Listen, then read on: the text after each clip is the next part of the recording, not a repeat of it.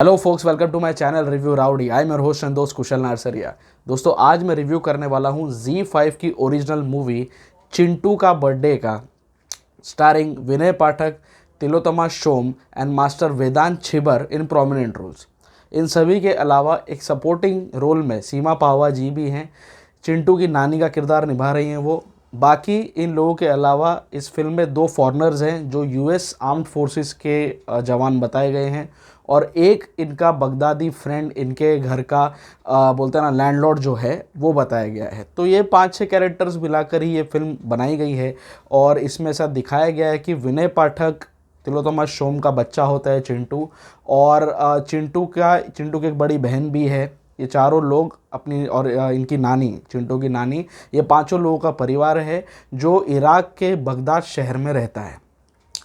2004 में साल 2004 में कहानी सेटअप की गई है, जहां पर यह दिखाया गया है कि यूएस आर्म्ड फोर्सेस को इराक में इन्वेड किए हुए 1 साल हो चुका है। सद्दाम हुसैन को ये लोग पकड़ चुके हैं और उसका ट्रायल चल रहा है। फिर भी ये दिखाया गया कि यूएस आर्म्ड फोर्सेस घुसी तो थी सद्दाम को पकड़ने के लिए, लेकिन उसको पकड़ने के बाद भी वो लोग वहीं पे रह गए। आज तक वो आर्म फोर्सेस वहीं पर है, वहीं पर तबाही मचा रही है। तो इसका जो प्लॉट है वो ऐसा सेटअप किया गया है कि विनय पाठक की फैमिली को इंडियन फैमिली बताया गया है, जो ये लोग बिहार बेस्ड फैमिली थे। चिंटू जब बहुत छोटा था तो ये लोग बिहार में रहते थे। बिहार में विनय पाठक एक ऐसी कंपनी के लिए काम करते थे, उसमें एक ऐसे सेल्समैन थे जो नेपाल से सस्ते वाटर प्यूरिफायर्स इंपोर्ट करके इंडिया में बेचता था। विनय पाठक के बॉस को इराक में बहुत ज़्यादा बिजनेस पोटेंशियल और प्रोस्पेक्ट दिखता है, इसीलिए वो पहले विनय पाठक को इराक भेजते हैं वही वाटर प्यूरिफायर यहाँ पे सेल करने के लिए, और फिर विनय अपनी पूरी फैमिली को भी वहाँ पर शिफ्ट कर देते हैं। जब ये लोग इराक में घुसते हैं साल 2002 में, ऐसा दिखाया गया है, तभी वहाँ पर इतनी कोई प्रॉब्लम थी नहीं, नॉर्मल सब लोग चल रहे थे। लेकिन सद्दाम हुसैन का जो राज था वहाँ पे, जो गुंडा राज बोलते हैं जिसे, वो वहाँ पर चल ही रहा था। तो इससे इनको कोई पर्सनली प्रॉब्लम नहीं थी। बट जब यूएस आर्मी वहाँ पर घुस गई साल 2003 में, तब से इनके लिए चीज़ें बदल गई। विनय पाठक का बिजनेस भी काफ़ी ज़्यादा इफेक्ट हुआ उस वजह से। अब ये दिखाया गया है कि चिंटू 6 साल का हो चुका है, उसका बर्थडे सेलिब्रेट करना है इसको, और इस साल पूरी फैमिली पूरे एंथुजियाज्म के साथ इसका बर्थडे सेलिब्रेट करना चाहती है, क्योंकि लास्ट ईयर भी फॉर XYZ रीज़न वो एक हाईली वॉर प्रोन एरिया में रहते हैं, तो कुछ ना कुछ बमबारी वगैरह चलती रहती है, ज़रूरत की चीज़ें नहीं मिलती है। इस वजह से भी चिंटू का जो लास्ट बर्थडे था, जब वो 5 साल का हुआ था, वो बर्थडे भी स्पॉइल हो गया था। तो इस बार ये दिखाया गया कि पूरी फैमिली काफ़ी ज़्यादा एंथुजियास्टिक है चिंटू को खुश रखने के लिए। उसका बर्थडे एटलीस्ट इस साल तो उसके दोस्तों के साथ उसका बर्थडे वो सक्सेसफुली बना पाए, सेलिब्रेट कर पाए। पूरी फैमिली की जद्दोजहद इसी में लगी रहती है।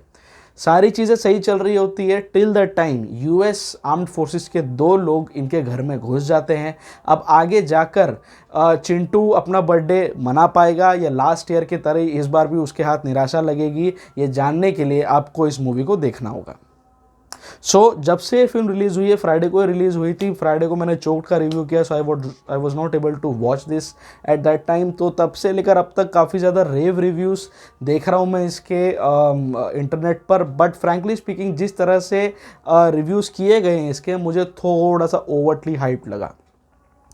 फिल्म अच्छी है, नो डाउट, इसका इंटेंशन अच्छा है, but again there is some ground work which I felt which was missing from this narrative. इसमें इन्होंने ये दिखाया है कि विनय पाठक काफ़ी ज़्यादा अनपढ़ गंवार टाइप इंसान है, और बिहारी फैमिली, बिहारी बोलते हैं इन लोग, यूपी के लोग हैं, यूपी बिहार के लोग हैं। तो वहाँ पर ये दिखाया है कि उसका बॉस जब इराक में इसको भेजता है तो 3 इंग्लिश के वर्ड्स इसको सिखा के भेजता है कि भाई cheap, best and water purifier type कुछ 3 वर्ड्स उसको सिखाते हैं कि बोला यही चीज़ तू बोल दे वहाँ पे जाके, तो तेरी इंग्लिश भी चल जाएगी, उनको तेरी बात समझ में भी आ जाएगी और तू प्रोडक्ट बेच पाएगा। फिर यहाँ पे ये दिखाया है कि 2 साल का जो ट्रांजिशन है, 2 साल हो गया विनय को इराक में रहते हुए, वो ट्रांजिशन कैसे निकला, क्योंकि ये इसका कोई जस्टिफिकेशन नहीं है। बस आपको पास्ट में ले जाते हैं, वापस प्रेजेंट में लाके छोड़ देते हैं। 2 साल इनके इराक में कैसे निकले, इसका कोई जस्टिफिकेशन नहीं, कोई नैरेटिव, कोई ग्राउंड वर्क इसमें दिखाया नहीं गया। 2 साल में भी अगर ठीक है, विनय पाठक को ये दिखाया है कि जब यूएस के जो फोर्सेस हैं, जो 2 जवान हैं, इनके घर में घुस जाते हैं, तो उनसे लबालब इंग्लिश बोलना चालू करता है। सो जो आदमी को ये सिर्फ 3 वर्ड सिखा के भेजा था 2 साल पहले, उसका बॉस 2 साल में इतनी फ्लुएंट इंग्लिश कैसे सीख गया? इसका कोई जस्टिफिकेशन नहीं है। ठीक है, अगर वो इंग्लिश सीख भी गया है तो इसमें ये दिखाया गया है कि 2004 में ये बेस्ड है, और इसमें दिखाया गया है कि इराक में बसी हुई सारी इंडियन फैमिली को अपने अपने घर भेज दिया गया था। इंडियन गवर्नमेंट ने ये स्टेटमेंट इशू किया था कि जो भी लोग इराक में हमारे देश के फंसे हुए हैं उनको हमने इवैक्यूएट करवा लिया है। इनकी फैमिली इसलिए अटक जाती है इराक में क्योंकि इनका बॉस इनको बेवकूफ़ बनाता है। नेपाल के पासपोर्ट पे इनको वहाँ पे वो भेजता है, पूरी फैमिली का पासपोर्ट नेपाल का ही है। तो ये लॉजिक मुझे समझाने कि अगर एक इंसान जब इतनी फ्लुएंट इंग्लिश वगैरह पढ़ लिया है, सब देख लिया है, तो उसको क्या ये नहीं समझ में आया कि उसका पासपोर्ट इंडिया का है या नेपाल का? जब वो वहाँ पे पहुँचा, 1 साल रहता है, ऐसा दिखाया गया कि विनय पाठक पूरा 1 साल रहता है इराक में, अपना बिजनेस वगैरह सेट कर लेता है, सेल्स वगैरह उसकी अच्छी होने लग जाती है, फिर वो अपनी फैमिली को यहाँ पर शिफ्ट करता है। तो वो 1 साल जब रहा तो उसको पता नहीं चला कि वो नेपाल के पासपोर्ट पे वहाँ पे जी रहा है। सो ये जो चीज़ें हैं ना, जो बहुत ज़्यादा लॉजिकल कॉन्फ्लिक्ट लगी मुझे, और एज अ लेमन टर्म्स में मैं बोलूँ, अगर एक ऑडियंस थोड़ी सी भी स्मार्ट हुई, वो ये वीकनेस इस फिल्म की पकड़ लेगी। दूसरा मुझे ये लगा कि इसकी अगर मैं अच्छाई की बात करूँ इस मूवी की, तो मुझे ये चीज़ अच्छी लगी कि ये लोग ने किसी नैरेटिव में किसी भी एक साइड का, बोलते हैं ना, पक्षपात नहीं किया। किसी एक पक्ष के फेवर में इन लोग ने, बोलते हैं ना ज्ञानबाजी की, ना डायलॉगबाजी की। इसमें यूएस आर्म्ड फोर्सेस अपना क्या काम कर रही है उसमें उनको भी हेल्पलेस दिखाया, क्योंकि उनके आका, उनके गवर्नमेंट के जो प्रेसिडेंट थे उस टाइम के, उन्होंने ही उनको ऐसे इंस्ट्रक्शंस दिए हुए हैं कि भाई वहाँ पे जाके हमको खाली तबाही मचानी है। इराक में सद्दाम को तो हम पकड़ चुके हैं। सो टेक्निकली सद्दाम को पकड़ने के बाद यूएस आर्म्ड फोर्सेस को वहाँ से निकल जाना चाहिए था। Still they are causing a lot of trouble there.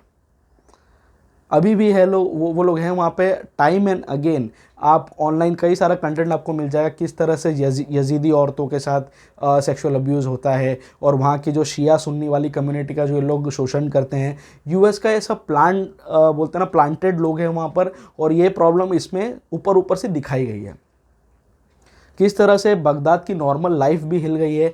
वहाँ पर जो सिविलियंस रहते हैं उनकी ज़िंदगी में कैसे 24 घंटा सर पर तलवार टंगी रहती है कि भैया पता नहीं, हमारा घर है, आज है कल नहीं भी हो सकता है, बम से कोई उड़ा दे, स्कूल उड़ा देगा, कॉलेज उड़ा देगा, बेकरी उड़ा देगा, कुछ भी हो सकता है। The entire future of the residents of Iraq is in toss. पूरा डाइसी सिचुएशन बताया है मूवी में, जो मुझे अच्छा लगा। और काफ़ी ज़्यादा, बोलते हैं ना, प्रीची होने के बजाय लोगों ने काफ़ी सटल वे में नरेटिव के अंदर ही वहाँ के जो रेसिडेंट्स प्रॉब्लम फेस करते हैं वो उन्होंने दिखाया।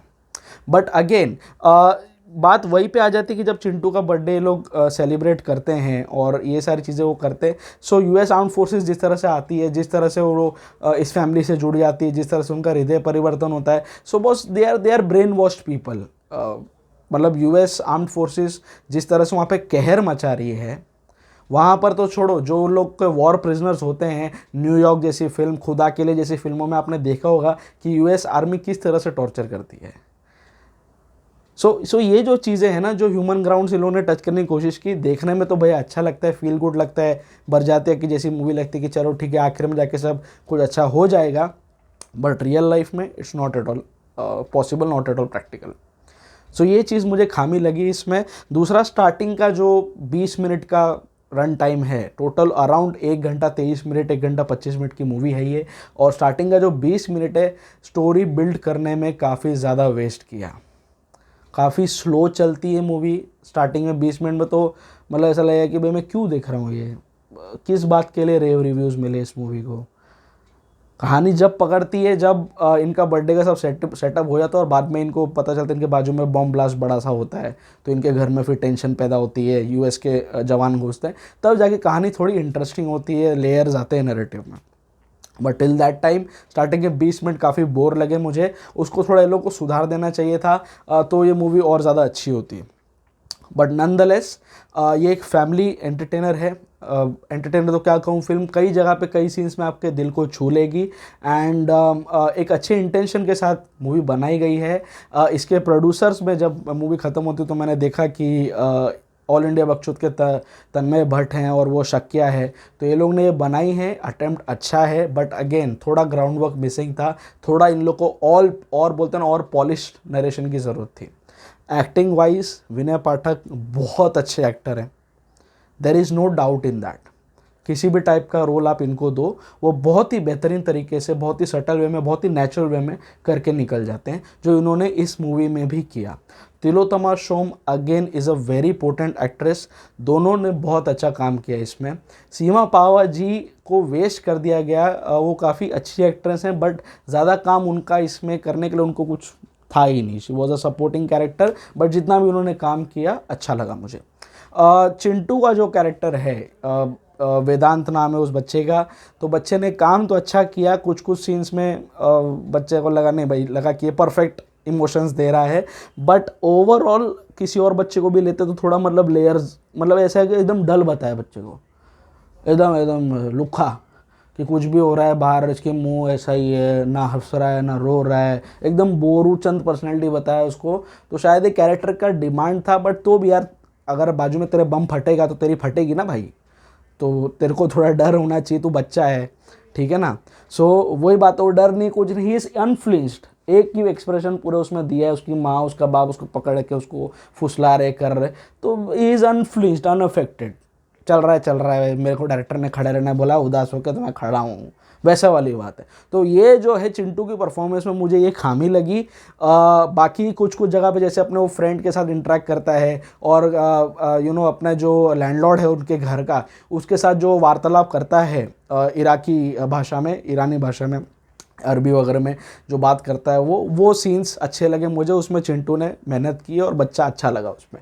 बाकी film is very much watchable, देखने लायक है, अपनी ज़िंदगी के 1-1.5 घंटा निकालो और इस फिल्म को देखो, अच्छी फिल्म है, एक फैमिली के साथ आप बैठ के इसे देख सकते हैं। और अगर गवर्नमेंट भी इसे देख रही, यूएस गवर्नमेंट इसे देखे और देखे कि वहाँ के इराकी लोग, निर्दोष लोग, इनोसेंट लोग, बिना किसी गुनाह के वो लोग वहाँ पे किस तरह से सफ़र कर रहे हैं। They should watch this and they should try and bring some correction in their efforts in Iraq. So my rowdy rating for Chintu Ka Birthday, which is a Z5 original movie, will be 3.5 out of 5. आपको चिंटू के birthday पर मेरा review कैसा लगा, please नीचे comment box में ज़रूर mention करना। आप अगर मेरे चैनल पर नए हैं तो प्लीज़ मेरे चैनल को सब्सक्राइब कर लीजिए। सब्सक्राइब का बटन दबाने के बाद उसी के बाजू में जो बेल आइकन है आप उसे भी दबा दीजिए, ताकि जब भी मैं अपना नया रिव्यू अपलोड करूं आपको तुरंत उसका नोटिफिकेशन मिल जाए। आप लोग मुझे फेसबुक और इंस्टाग्राम दोनों जगह फॉलो कर सकते हैं। दोनों ही जगह पर मेरा प्रोफाइल रिव्यू राउडी के नाम से ही है। The digital partner of this channel is Fi Havoc Digital. Go digital with Fi Havoc Digital. The co branding partner of the channel is Chai Pakoda Productions. Do subscribe to the channel for watching original and engaging web series and short films. आप मेरा review चाय पकौड़ा के channel पर भी देख सकते हैं। मेरे साथ इसी तरह से जुड़े रही है। मैं किसी न किसी मूवी के साथ, वेब सीरीज़ के रिव्यू के साथ, किसी न किसी मूवी के रिकमेंडेशन के साथ आपसे हमेशा रूबरू होते रहूँगा। I will try my level best to review each and every thing which is present in this world with regards to the entertainment content. तो चाहे वो किसी वेब सीरीज़ का रिव्यू हो, किसी ओरिजिनल मूवी का रिव्यू हो, कि अभी अगर जब थिएटर खुलेंगे तब जो नई नई मूवीज़ आएंगी उनका तो मेरा रिव्यू चलता ही रहेगा। तो मैं कोशिश करूँगा अपने चैनल पर रेगुलर रहते रहूँ। आप भी मेरे साथ रेगुलर रहिए, मेरे साथ कनेक्टेड रहिए। स्टे ट्यून, स्टे फिल्मी एंड स्टे राउडी।